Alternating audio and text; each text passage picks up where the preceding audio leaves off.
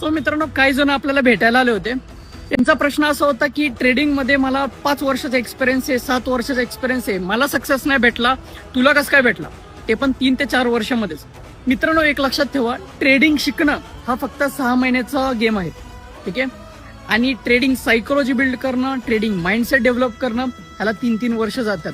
मित्रांनो, असं किती वेळा तरी झालेलं आहे. मी डिसिप्लिन वेनी 7-8 दिवस 10 दिवस प्रॉफिटमध्ये होतो आणि एका दिवसात सगळं झिरो करून बसतो. ह्याचं मागचं रिझन काय? डिसिप्लिन नसणं, ओव्हर ट्रेडिंग करणं, प्लस तुमच्याकडे कुठल्या गोष्टीचं प्लॅनिंग नसणं. तुम्ही कधी ROI वर काम केलंय का? नाही केलं, म्हणून तुम्हाला सक्सेस भेटत नाहीये.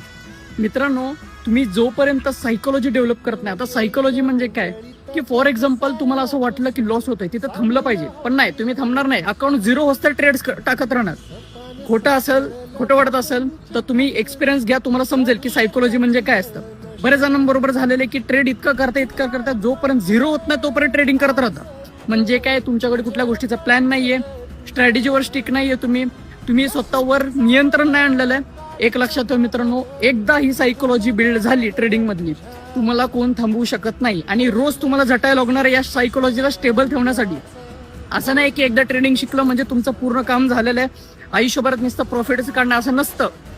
मित्रा, खूप एक्सपिरियन्सने सांगतोय आणि खूप इफर्ट्स घेऊन मी या स्टेजवर आलेलो आहे. इमोशन्स बरोबर इतके दिवस रात्र रडले आणि त्याच्यानंतर या स्टेजला येऊन मी तुमच्याशी बोलतोय.